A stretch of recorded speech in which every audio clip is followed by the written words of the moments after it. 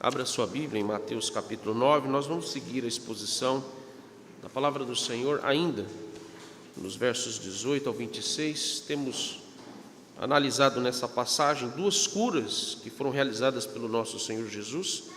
Primeiro, a cura de uma mulher com hemorragia, com fluxo de sangue, que já se fazia 12 anos, e também a ressurreição da filha de Jairo, que já se encontrava morta, provavelmente de alguma enfermidade degenerativa, algo que infelizmente naquele contexto os médicos da sua época, com todos os seus recursos, não puderam curá-la.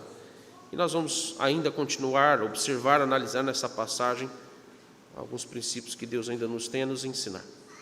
Então vamos ler Mateus capítulo 9, nós vamos ler a partir do verso 18 até o verso 26.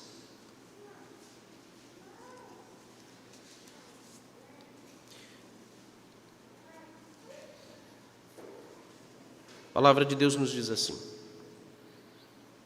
enquanto estas coisas lhes dizia, eis que um chefe, aproximando-se, adorou e disse: minha filha agora mesmo faleceu, mas vem e põe a mão sobre ela e viverá. E Jesus, levantando-se, o seguia, e também os seus discípulos. E eis que uma mulher que durante 12 anos vinha padecendo de uma hemorragia, veio por trás dele e lhe tocou na orla da veste, porque dizia consigo mesmo: se eu apenas lhe tocar a veste, ficarei curada. E Jesus, voltando-se e vendo-a, disse: tem bom ânimo, filha, a tua fé te salvou. E desde aquele instante a mulher ficou sã. Tendo Jesus chegado à casa do chefe e vendo os tocadores de flauta e o povo em alvoroço, disse: retirai-vos, porque não está morta a menina, mas dorme. E riam-se dele. Mas afastado o povo, entrou Jesus, tomou a menina pela mão, e ela se levantou. E a fama deste acontecimento correu por toda aquela terra. Esta é a palavra do Senhor a nós. Amém. Oremos mais uma vez.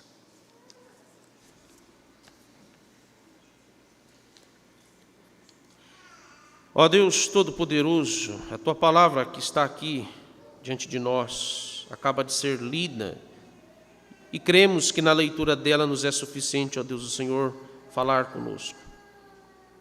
Cremos, ó Deus, que somente pela Tua palavra é que o Senhor nos revela a Tua vontade, a Tua lei e as Tuas promessas. Por isso, ó Deus, atrai a nossa mente agora, nesse instante, como também os nossos pensamentos, as nossas afeições. Cativa, ó Deus, o nosso discernimento, o exame de consciência, apenas naquilo que Tu vais falar conosco. Livra-nos, ó Deus, de todo tipo de incredulidade, como nós acabamos de cantar, e que prevaleça, ó Deus, a Tua palavra, que é a verdade. E que o Teu Santo Espírito, ó Deus, venha elucidar, apreender e convencer, transformar a nossa mente com a pregação da Tua santa lei. Assim oramos em nome do Senhor Jesus. Amém. Meus irmãos, no sermão passado nós iniciamos aqui a exposição dos versos 16 ao 26 e tratamos sobre a cura, tanto de uma mulher aqui com fluxo de sangue, e também nós vimos aqui e temos aqui em menção do texto a ressurreição da filha de um chefe da sinagoga de Cafarnaum, que o nome dele mencionado no Evangelho de Marcos é Jairo. E a exposição aqui que seguiu, nós nos concentramos introdutoriamente apenas no verso 18, a parte A do verso 18. Nós vimos que em meio a uma discussão teológica com os discípulos de João Batista, tratando aqui em relação à questão da prática do jejum, nós vimos que Jesus ele foi imediatamente interrompido por um homem que estava desesperado pela vida da sua filha. Como o mestre perfeito, a gente viu isso, né? Como o mestre perfeito, a gente sabe, viu aqui que Jesus, ele jamais rejeitou, ele jamais se esquivou de um debate teológico, de uma discussão teológica. Mas nós vemos aqui, na aplicação deste verso, que Jesus também jamais permitiu que um debate teológico, uma conversa sobre teologia ou qualquer outro assunto se colocasse acima das necessidades urgentes, das necessidades práticas das pessoas que o procuravam. Toda essa perícope nos desafia aqui ao que significa a verdadeira fé em Cristo Jesus. Esse é o ponto central de toda essa passagem. A nossa fé, meus irmãos, em Cristo, ela não pode ser aqui meramente, como a gente viu semana passada, ela não pode ser meramente aqui uma fé teórica, que se enfada apenas de estudos, conferências e debates teológicos. Nós sabemos que os debates e as conferências, elas são necessárias, elas são saudáveis, elas são produtivas à nossa fé em Cristo Jesus, quando elas nos levam à prática das verdades que nós aprendemos dessas conferências, desses debates e de todos os acessos e fontes que nós temos da boa teologia. Porque não adianta nada ter uma boa teologia e ela não nos levar à prática. E esse é o ponto que Jesus nos chama a atenção neste momento inicialmente. Nós não podemos nos limitar apenas aqui a uma fé teórica, mas nós devemos exercer uma fé prática que aplica tudo aquilo que nós ouvimos da palavra do Senhor. Ainda nós precisamos, então, considerar alguns princípios sobre a condição e a postura dessas duas pessoas que são mencionadas aqui nessa passagem em relação à autoridade e o poder de Jesus sobre as enfermidades, e acrescenta-se aqui agora, não apenas sobre doenças. Nós já vimos anteriormente que Jesus ele tem poder ele tem tanto poder sobre o mundo visível, o mundo material, ao controlar tempestades, ao curar pessoas com lepra, curar paralítico, como a gente viu no início desse capítulo 9, mas ele também tem poder sobre a morte, como o texto aqui vai enfatizar no segundo milagre que ele realiza aqui, como está relatado nessa perícope. Há 4 pontos que eu gostaria aqui de chamar a sua atenção em relação a essa passagem. Primeiro, qual era a perspectiva e a aflição que movia o coração tanto dessa mulher como também do chefe da sinagoga de Cafarnaum sobre aquelas enfermidades, e aqui também nos chamar a atenção a nossa perspectiva correta sobre o que nós devemos ter sobre enfermidades na nossa vida. O que a Bíblia nos mostra sobre isso? Segundo, seja qual for a condição terrena de uma pessoa, todos estão expostos, ou podemos colocar aqui na primeira pessoa do plural, todos nós estamos expostos às mesmas misérias, às mesmas calamidades, às mesmas enfermidades por causa da nossa condição pecaminosa. Terceiro ponto que essa passagem nos chama a atenção, o que é preciso aqui considerar é qual foi a percepção tanto da mulher como do chefe da sinagoga de Cafarnaum sobre Jesus. Então não é mais agora as enfermidades. Das enfermidades, a perspectiva sobre a enfermidade, sobre a necessidade de socorro, passa agora a olhar para Jesus. Qual foi a perspectiva deles? O entendimento deles, a percepção deles sobre Jesus Cristo como aquele que tem autoridade e poder. E quarto e último ponto, o grau com que cada um deles aplica a sua fé no que Jesus poderia fazer em favor deles. O grau com que eles aplicam individualmente, cada um, o exercício da sua fé naquilo que Jesus estava por fazer por eles. Então, primeiro, essa passagem, ela nos dá aqui uma oportunidade para entender qual o lugar das enfermidades nas demandas e nas necessidades das pessoas, e especialmente considerando aqui o exemplo dessas duas pessoas. Nós vimos anteriormente que a percepção que os judeus tinham sobre as enfermidades, e em particular aquelas enfermidades irreversíveis, enfermidades que eram mortais, estavam sempre associadas a questões religiosas e também a questões morais. Eles não faziam separação em relação à condição espiritual de uma pessoa, à condição religiosa de uma pessoa, quanto ao tipo de enfermidade que ela era cometida. Por exemplo, nós temos os judeus entendendo nesse contexto que doenças como doenças degenerativas, doenças mentais, deficiências como cegueira, surdez, paralisia, e também outras enfermidades como doenças contagiosas e mortais, como era o caso da lepra, todas essas categorias de doenças, elas eram sinal visível e notório de maldição divina sobre essas pessoas, talvez por algum pecado que elas tivessem cometido, ou por algum pecado grave que um antepassado seu tenha cometido, um avô, um bisavô, um pai ou a mãe, seja quem fosse. Eles consideravam com exagero até na interpretação de Êxodo capítulo 20, o entendimento ali que é aplicado sobre o fato de Deus aborrecer e visitar com iniquidade até a terceira ou quarta geração daqueles que o aborrecem.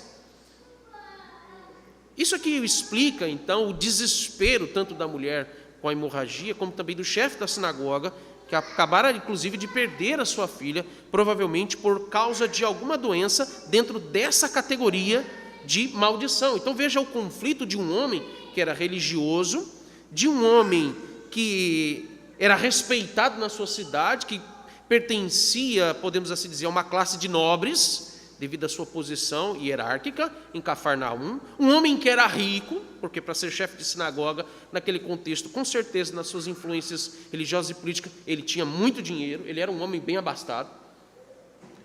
E nesse contexto vejo o conflito no coração dele e também daquela mulher com hemorragia, ambos em uma circunstância onde eles estavam em meio a um conceito de que a maldição, o castigo do Senhor estava sobre a casa deles ou sobre a vida deles por causa dessas enfermidades, por causa da morte que estava ali por tragá-los. Observe que tanto aquela mulher como o chefe da sinagoga, eles viram em Jesus a única saída para a sua condição calamitosa e miserável. Então observe que a perspectiva deles sobre enfermidades, ainda que naquele momento, naquele contexto, influenciado por um conceito errado, ou exacerbado, ou místico sobre enfermidades, ainda assim eles consideraram a sua condição, reconheceram a sua condição de calamidade e miséria em consequência dos seus pecados. Isso aqui faz parte daquilo que eles tinham em mente quando eles se deparam com o nosso Senhor Jesus quanto à sua condição. E realmente, meus irmãos, as enfermidades, de um modo geral, nos revelam, inclusive, quando a gente lê nos nossos símbolos de fé, quando os nossos símbolos de fé eles chamam essa condição provinda por causa de enfermidades, doenças e outros males que nos vêm em consequência ao pecado, o Catecismo Maior chama isso de estado de miséria ou também estado de pecado, por causa do pecado original. Quando você vai para Gênesis capítulo 3, versos 17 e 19, o que Deus disse lá a Adão é bem claro e é suficiente para nós como fundamento para a gente saber a origem de todos esses males e a perspectiva que a gente precisa ter sobre elas. Então, de um modo geral, as enfermidades, mesmo, vejam bem isso, mesmo aquelas cotidianas, aquelas enfermidades simplórias, uma disenteria, uma gripe, um resfriado, uma renite que te perturba pelo resto da sua vida, talvez desde quando você nasceu, as alergias, as intolerâncias à lactose, a tantas outras coisas, a glúten, como muitos de nós aqui sofremos com isso, todas essas, como até aquelas que são muito mais humilhantes, dolorosas, sofríveis, são consequências do nosso estado de miséria e pecaminosidade por causa do pecado original.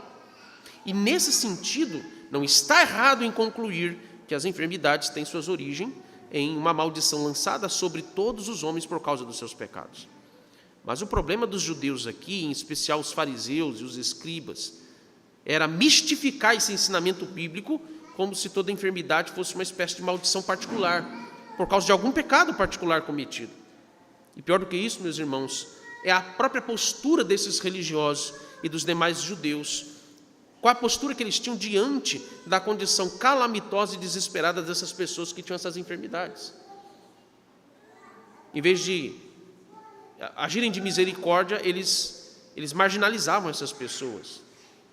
Talvez, né? Consideremos aqui que o próprio chefe da sinagoga, Jairo, tenha sido alguém que tivesse essa mesma perspectiva, a ponto de realmente também não considerar as pessoas que passassem por esse tipo de enfermidade. E veja, ele foi passivo dessa situação,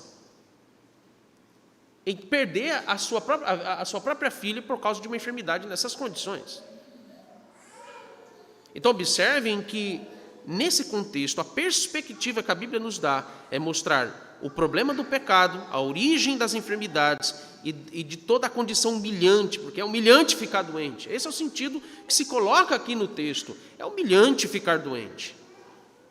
É extremamente doloroso, seja qual for a doença, que te limita, que te priva do privilégio de você poder fazer todas as coisas que Deus lhe dá por capacidade de fazer. Um enfermo não pode vir, por exemplo, no culto, no dia do Senhor, ele tem que ficar em casa.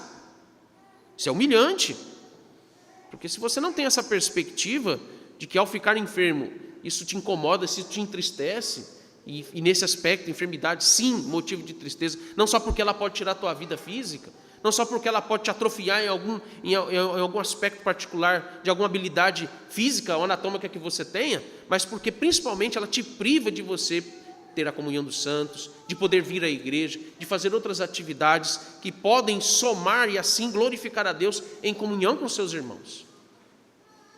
Então é uma condição humilhante, mas ao mesmo tempo que nós somos chamados a atenção para a misericórdia, que desde o início desse capítulo, Jesus vem batendo nessa tecla conosco, em relação ao ato de misericórdia. Misericórdia quero, e não sacrifícios, e não holocausto. Ele vai dizer isso para os fariseus. Outro ponto que nos é importante, ou o segundo ponto, nessa passagem, é a condição social dessas pessoas, que mostra exatamente do que elas estão passivas, e que complementa essa primeira. Porque nós temos um homem que pertencia, como eu disse, à classe nobre, mais rica da cidade, uma mulher que provavelmente, ao contrário desse homem, era uma mulher aqui em condições financeiras bem humilde. O nome dela não é mencionado. Aqui se destaca o fato dela ser anônima. Anônima. Ela simplesmente apareceu em meio ao tumulto de uma numerosa multidão apertada entre o nosso Senhor Jesus a caminho da casa do chefe da sinagoga. Vejam que são de condições sociais e econômicas distintas. O ponto é, ambos se encontravam na mesma condição. Ambos, seja com muito ou pouco recursos, não poderiam mudar a sua condição ali em relação à sua enfermidade. E o que ela iria fazer com eles? Levá-los à morte. Não importa qual é a classe social, não importa qual é a sua condição econômica equiparada a outras pessoas, se há alguém que depende do SUS para tratar sua doença, se há alguém que pertence à classe média, que se sacrifica por pagar um bom convênio médico, para pelo menos você ter algum recurso para amenizar ou ter acesso a um bom tratamento, ou se é uma pessoa muito rica, em condições financeiras suficientes para custear os médicos e os remédios e os tratamentos mais caros desse mundo, para se ver livre de uma doença. No final, quando uma enfermidade vem sobre nós, em qualquer que sejam essas condições, todos nós somos passivos da morte, somos passivos de estarmos em estado de humilhação quando nos vem uma enfermidade. E aí nós entramos no terceiro ponto que diz respeito a essa percepção que tanto o chefe da sinagoga como aquela mulher tiveram em relação à autoridade e o poder de Jesus. Ambos creram que Jesus poderia curar, como também ressuscitar um morto. Jesus nos é revelado, então, aqui nessa passagem, como aquele que tem autoridade, não apenas sobre uma paralisia, sobre surdez, sobre uma cegueira, sobre uma forte tempestade. Ele não é apenas aquele que tem autoridade e poder sobre demônios, como também não apenas de convencer uma pessoa de segui-lo, mas Jesus tem poder e autoridade sobre algo muito maior que sobrepõe a qualquer condição humana ou qualquer esforço humano, que é a morte. Tanto o chefe da sinagoga como a mulher com hemorragia tiveram seus olhos espirituais desvendados e eles puderam ver do que Jesus era capaz de fazer. Jesus não era um mero curandeiro, como infelizmente nos nossos dias a maioria, não vou dizer a maioria esmagadora, mas é uma maioria pesada, que hoje vai à igreja e tem uma percepção de fé, como que se eu for à igreja, frequentar a igreja, eu não vou ficar doente, eu não vou ter problema financeiro, ou se eu ficar doente, eu sei que eu vou ser curado, porque a minha fé é grande, porque eu vou à igreja todo domingo, eu vou à igreja todas as vezes que o pastor convoca, eu dou o dízimo, eu dou ofertas, eu contribuo, eu sou ativo na igreja, e muita gente vem na igreja com essa perspectiva, tratando Jesus como se ele fosse uma espécie de um curandeiro. Mas Jesus não é aqui um mero curandeiro, ou um profeta, como alguns ali o tratavam, que possuía algum tipo de poder para fazer alguns milagres. Mas Jesus era muito mais do que isso, ele eles puderam ver que Jesus era realmente o Filho de Deus. Esse é o ponto central. Eles viram que Jesus não era um homem qualquer, não era um homem comum, mas era o próprio Deus encarnado com o seu poder divino, que não estava ali limitado pelas forças humanas ou por qualquer outra força natural ou espiritual. Analisando, inclusive, aqui, quando você vai para a postura da mulher com fluxo de sangue, olha os versos 20 e 21. Nos dizem aqui que a mulher veio por trás de Jesus e tocou na borda ou na ponta da sua roupa, das suas vestes. O evangelista aqui nos dá uma noção de como Jesus era tão poderoso. Esse é o ponto. Como Jesus era tão poderoso, não tem como você medir o poder de Cristo, a autoridade de Cristo sobre todas as coisas. Porque, veja, primeiro, ele opera um milagre sem sequer pronunciar uma palavra de ordem. Segundo, ele não intentou previamente curar aquela mulher, porque, na verdade, os seus intentos estavam todos voltados à menina de 12 anos, morta no seu quarto, no seu leito. Terceiro, você observa que a mulher, provavelmente aqui, ela está temerosa, ela está tímida, ou sem condições de chamar a atenção de Jesus para que ele pudesse ouvi-la, ou dar atenção a ela e ela pudesse dizer: olha, eu preciso ser curada porque eu tenho um fluxo de sangue. Veja, talvez ali ela pudesse equiparar a sua condição, a condição da filha de Jairo, porque ela provavelmente ouviu, sabia o contexto, onde Jesus estava indo, o que estava por acontecer, o sofrimento de um pai que perdeu a filha estava morta, e ela talvez pensasse: o meu caso não é tão grave comparado ao dele que perdeu a filha, essa situação é mais urgente. Então ela talvez demonstra aqui em não querer incomodar o nosso Senhor Jesus, e não querer atrasá-lo pela urgência da situação que precisava, da demanda que precisava ser atendida. Seja como for, a mulher se mostra aqui de alguma forma contida, em certa medida temerosa, mas veja a fé dela. Isso aqui é algo surpreendente, que revela veja, o centro das atenções não é a mulher, o que ela pensou, mas o ponto é Jesus Cristo. Mas ela apenas pensou consigo: se eu tocar na ponta da roupa de Jesus, eu sei que imediatamente eu serei curada.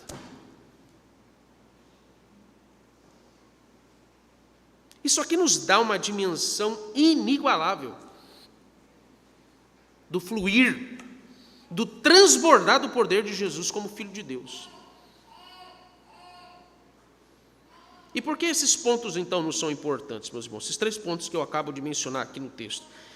Observe que a cura daquela mulher, como a ressurreição da filha de Jairo, nos revela que Jesus não é apresentado como uma autoridade limitada, mas ele é apresentado como uma autoridade, com poder completo, infalível sobre tudo que se levanta com força, violência e em algum tipo de poder destrutivo sobre os homens. Que maldição ou poderes destrutivos poderiam ser páreo para o Filho de Deus? Esse é o ponto em destaque aqui nesse terceiro ponto. A questão aqui não é a morte física em si, mas é algo muito mais poderoso e destrutivo que a própria morte física, que é a morte espiritual e a morte eterna por causa do pecado. Mateus está nos ensinando que o poder e a autoridade de Jesus é algo que não pode ser dimensionado ou equiparado a qualquer outro tipo de força que se manifeste nesse mundo, ou que se tenha conhecimento desse tipo de força que possa existir. Uma das coisas que essa passagem nos aplica, nos ensina, é que Jesus ele estava habilitado em poder e autoridade para lidar com algo muito mais destrutivo e poderoso do que as piores doenças deste mundo. A autoridade e o poder de Jesus eram suficientes para que ele viesse suportar, para que ele viesse aguentar e ao mesmo tempo cumprir com a sua missão de ter de submeter a um tipo de morte da qual nenhum ser humano poderia suportar, aguentar e vencê-la. Perceberam aonde vai a autoridade de Jesus? Deus permite que Satanás ressuscite mortos. Satanás possui atribuições e poderes, e ele exerce um tipo de autoridade. Satanás também cura pessoas com câncer, com doenças degenerativas. É só você ir nos centros espíritas por aí que você vai ver pessoas que são possessas por espíritos imundos que fazem esse tipo de coisa.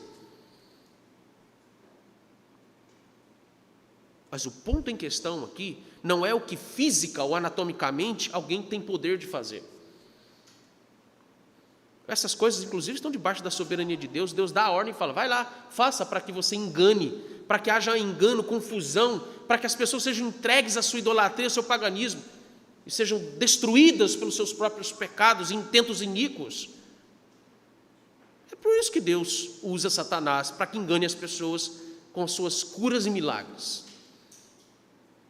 Contudo, você observa que Jesus, na sua autoridade, no seu poder como Filho de Deus, como a segunda pessoa da Trindade, como o próprio Deus encarnado, Ele é aquele que mostra ter poder e autoridade sobre a morte, no sentido de, ao mesmo tempo em que Ele a vence, Ele se submete, suporta o horror da morte, no seu aspecto da dimensão ali do que é o inferno e do que é o lago de fogo, onde todos os ímpios são destinados.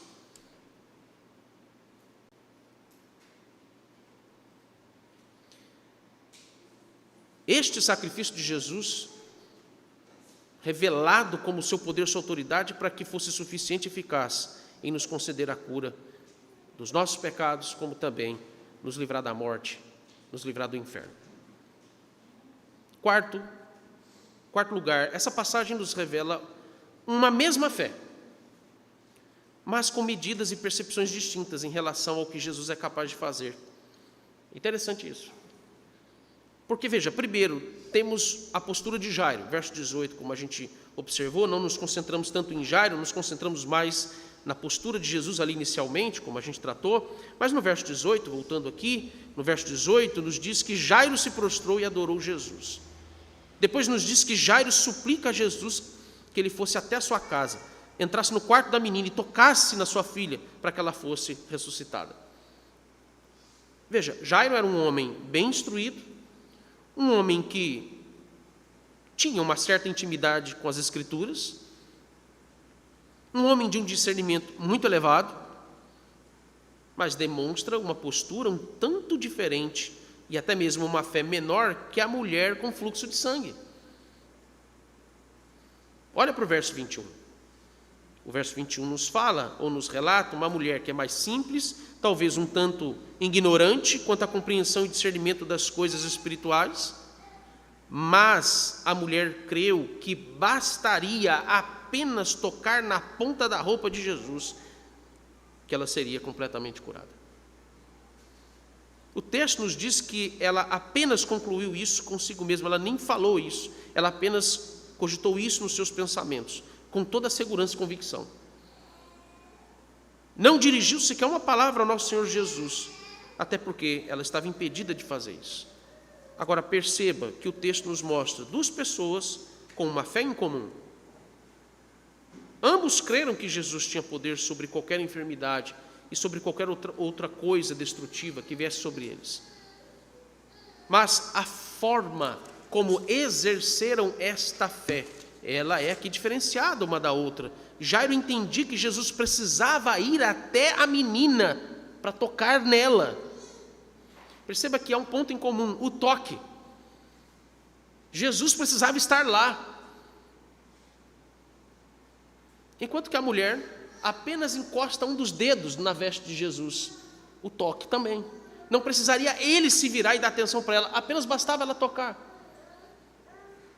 Uma postura aqui um tanto diferente, você percebe a de Jairo, que difere, por exemplo, do centurião, que creu que seria suficiente de onde Jesus estivesse. Não precisava ele ir até a casa do centurião, mas o centurião disse: Senhor, de onde você estiver, apenas diga, apenas ordene que aquela doença seja retirada do meu servo, e eu tenho certeza que ele vai ser curado.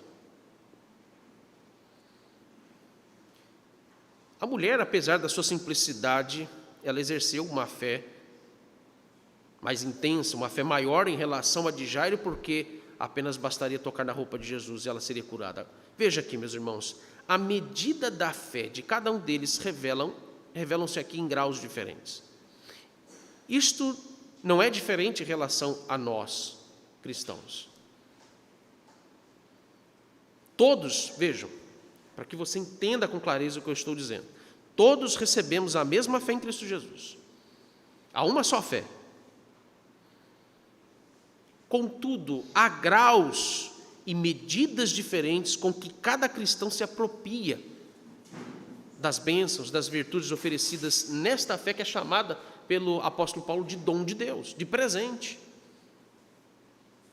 A mesma fé é dada a todos os que recebem a Cristo como seu Salvador. E a mesma fé salva a todos os que seguem verdadeiramente a Cristo, mas nem todos se apropriam do exercício desta fé com a mesma garra, com a mesma confiança, e nem todos usufruem com a mesma intensidade, com a mesma convicção do poder e autoridade do que Cristo é capaz de fazer. Há aqueles que oram mais e os que oram quase nada. Há aqueles que se dedicam mais em se alimentar no seu coração com a palavra de Deus, e há aqueles que passam semanas sem sequer sentir falta de ler um versículo que seja. Há aqueles que têm grandes dificuldades até mesmo fazer um devocional diário, de ler apenas um versículo e meditar por alguns minutos nele. Há aqueles que são ousados e possuem uma postura mais intrépida, ousada e corajosa no exercício da sua confiança e amor a Cristo diante das pessoas. Há outros que são mais tímidos no exercício dessa sua confiança pública de fé. Há aqueles que não têm medo de declarar e dar bom testemunho, mesmo que incorra no risco de ser ridicularizado ou censurado pelas pessoas. Mas há aqueles que sofrem de temores no seu coração, de medos entranhados no seu coração, para se precaverem de humilhações, zombarias, censuras e até outras perdas. A primeira coisa que nós precisamos aprender é que todos devemos ser responsáveis no exercício diário da nossa fé em Cristo Jesus. Todos nós devemos apropriar ao máximo dessa fé, seja em situações de bem-estar, seja quando você estiver com boa saúde, com vigor, como também seja nas situações em que você estiver enfermo. Você deve se apropriar das bênçãos e dos dons que são concedidos desta fé em Cristo Jesus, quando você é acometido por uma simples virose ou um resfriado qualquer, ou quando você pode ser acometido de enfermidades muito mais graves e sérias. Tanto os sãos, os bons, os vigorosos, como os moribundos e os desenganados no leito da sua morte, devem se apropriar de todos os benefícios da sua fé em Cristo. A segunda coisa que nós devemos aprender é que não depende de nossos esforços para que Jesus venha ao nosso encontro e nos socorra. A sua condição não depende dos seus esforços pessoais para que você seja atendido pelo Senhor Jesus. Mesmo, observe de novo, se pensarmos na situação aqui de Jairo, mesmo que Jairo pensasse que era necessário Jesus ir à sua casa para tocar na menina, veja a postura de Jesus. Ele não vai criticar Jairo, ou ele não vai corrigir Jairo dizendo: Jairo, poxa, o centurião lá creu mais que você está com pouca fé. Não. E até quando Jesus fez isso, foi depois que ele salvou seus discípulos da morte na tempestade, e ele depois vai virar e dizer: oh, homens de pouca fé. Mas observe, seja qual for a medida do exercício da fé, e graças a Deus não depende dos nossos esforços, mas o texto nos mostra que Jesus de bom grado se levanta, como ele fez com Jairo. Ele se levanta e imediatamente ele atende a nossa súplica. Não é o quanto você se esforça para crer, mas é a medida transbordante, superabundante da graça de Deus que faz diferença em socorrer a todos os seus filhos e as suas filhas. Tanto aqueles que oram mais, como aqueles que têm dificuldade de ter uma vida mais intensa de oração, são socorridos pela graça de Deus. Jesus vai socorrê-los com a mesma graça, porque o poder e a autoridade de Jesus não se limita ao grau, à gravidade da nossa condição e das nossas limitações. Jesus, em seu poder e autoridade, se revela eficaz, completo, para atender a todas as condições calamitosas, seja da nossa vida física, mas principalmente atender a todas as condições calamitosas, conflitos do nosso coração e da nossa vida espiritual. Meus irmãos, o ponto é, não há um pecado que Jesus não possa nos libertar e nos curar. O ponto em questão é esse aqui no texto, não é em si só pensarmos na questão da enfermidade por si. Perceba, a percepção correta que temos das enfermidades nos levam realmente ao problema central, raiz da nossa vida, que é pecado. Não há um pecado, você que está aí desanimado, que está já entregue no seu coração, dos seus vícios, dos seus maus hábitos, dos seus pecados do coração, e que há anos, veja, fluxo de sangue de 12 anos, 12 anos, humanamente falando, não haveria condições, as chances eram quase que nulas para que a mulher pudesse chamar a atenção de Jesus, para que ela pudesse ter a oportunidade de dizer, me cura, mas ela só tocou. Você está aí com os seus pecados, há quantos anos? Os seus vícios, os seus pecados imorais do coração, que você não consegue até hoje se livrar deles.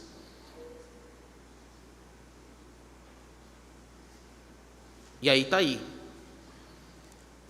Não, Jesus não vai me atender, isso aqui, ele não tem mais paciência comigo, já perdeu paciência. Alguns chegam ao ponto de dizer, não, eu não sou eleito mesmo, acho que nem crente eu sou, acho que ele não tem misericórdia de mim. E aí você desdenha da autoridade, do poder e da graça de Deus sobre a sua vida, de fazer tudo aquilo que está no alcance dele. Não há um pecado sequer que ele não possa curar.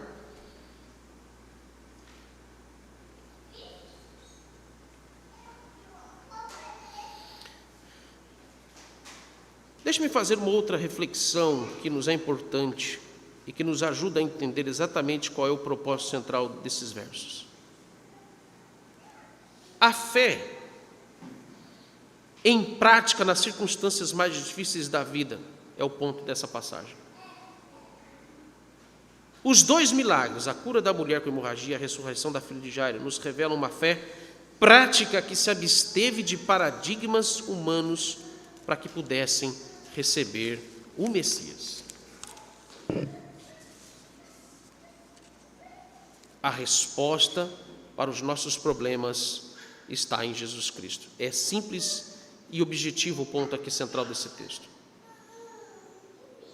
De um modo geral, olhe como esses versos nos ensinam que a resposta para qualquer situação, problema ou questão difícil da vida, a única saída é Jesus Cristo.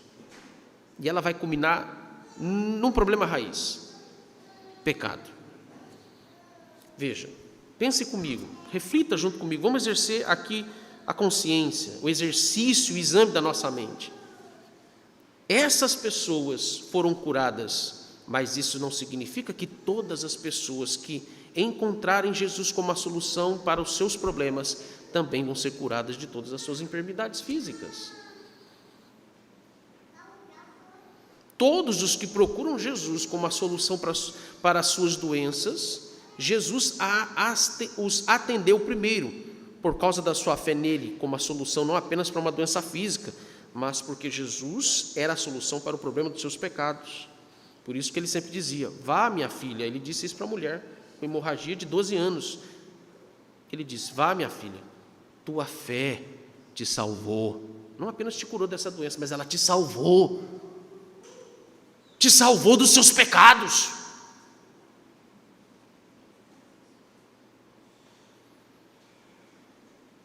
Segundo, as curas de todos os enfermos se concretizam com o fim de revelar e autenticar Jesus como aquele que nos cura da nossa condição pecaminosa, da nossa condição espiritual. Todos esses milagres foram atendidos por Jesus a fim de revelar a inauguração do seu reino messiânico sobre o mundo. Esse é o ponto mais importante. Meus irmãos, Jesus é o mesmo ontem e é o mesmo hoje. Jesus continua com o mesmo poder para curar os homens de todas as suas doenças e até mesmo daquelas que a medicina não pode curá-las. Mas a pergunta a ser feita é: qual o propósito? Qual a razão de Jesus curar uma pessoa de sua enfermidade, de uma enfermidade ou de uma doença indiscriminadamente? Como muitos acreditam ou pensam assim. Aliás, veja que Jesus não faz nada sem um propósito.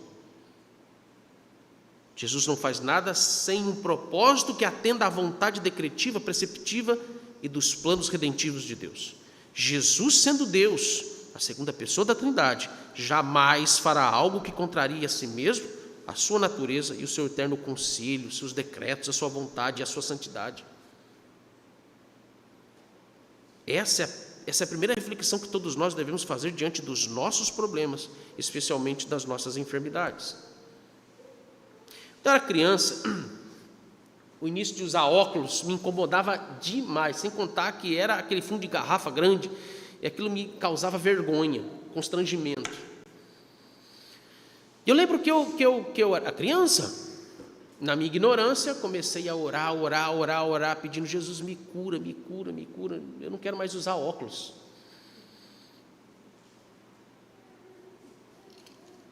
Tive que comprar um outro quase fundo de garrafa, porque agora eu tenho que usar o tal do óculos multifocal. Nem óculos bonito eu posso usar mais. Qual o propósito disso? Qual seria o propósito de Jesus me atender na cura da minha visão? Qual seria o propósito de Jesus te curar de alguma coisa que te incomoda até os dias de hoje, que te envergonha, que te constrange, de uma deficiência que te deixa envergonhado, constrangido diante das pessoas, que faz você se sentir pecaminosamente inferior aos outros, marginalizados dos outros?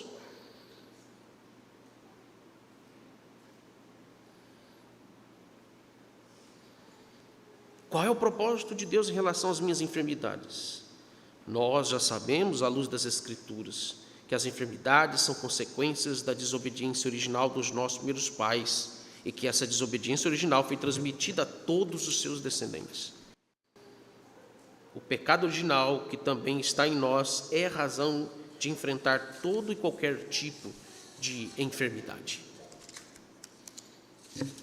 Sendo assim, todos nós não apenas somos suscetíveis, como manifestamos algumas enfermidades, e muitas dessas enfermidades você vai morrer com ela ou você vai morrer delas.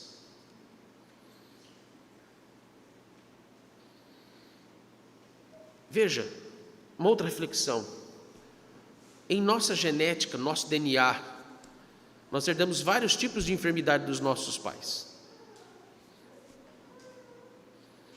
Alergias, intolerâncias, diabetes, cânceres, alguns tipos de câncer, miopia, estigmatismo. De alguma forma, vamos ter alguma doença em maior ou menor grau e vamos morrer com elas e através delas. O ponto é, algumas ou muitas dessas enfermidades são causadas também ao longo dos anos por nossos descuidos e por nossas negligências pessoais com a nossa própria saúde. Grande parte das enfermidades que somos acometidos é causada pelos nossos péssimos hábitos alimentares. Comemos coisa que tem, nem mesmo quando você coloca aquelas comidas processadas do shopping center, nem os vermes, nem as moscas são capazes de se alimentarem daquilo. E nós comemos.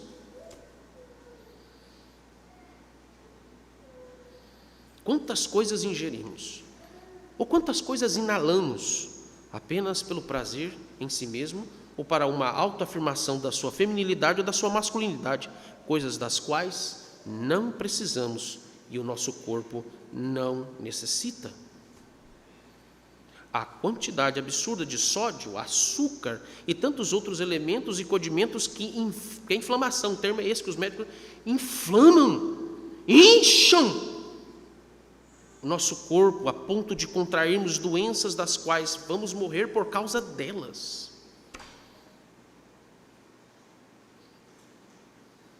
A pergunta é: como você lida com esses pecados e essas doenças provocadas por seus pecados, pela falta de confiança no Senhor Jesus Cristo? Mais do que essas doenças, meus irmãos, quantas coisas são provocadas por causa dos nossos pecados factuais, pessoais, reais, particulares. Eu quero te dizer algo importante. Isso aqui encerra exatamente o que Jesus nos instrui sobre toda essa perspectiva que devemos ter sobre a enfermidade, onde é que isso chega em relação ao poder e à autoridade de Jesus.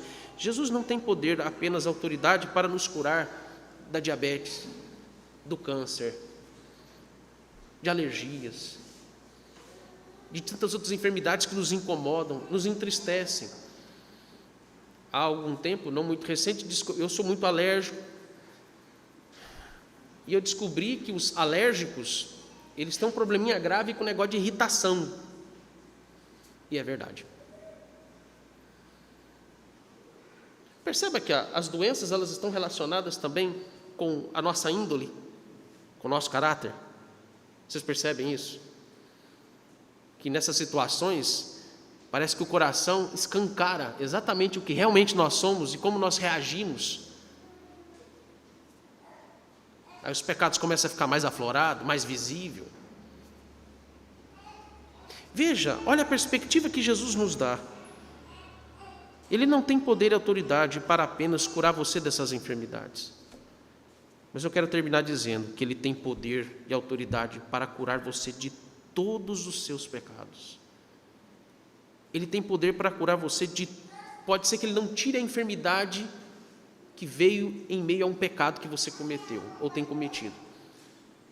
Mas Ele tem poder para curar você desse pecado, mesmo que essa enfermidade continue com você até os seus últimos dias de vida. É com isso que você tem que se preocupar. Preocupe-se com a cura da sua alma, porque o corpo perece. Os vermes vão comer o nosso corpo, do pó vieste, e ao pó você vai retornar. Preocupe-se com a sua alma, corra para Cristo, creia com todas as suas forças, com todo o seu entendimento, e que Ele pode te curar de todos os seus pecados. Amém. Coloque-se de pé.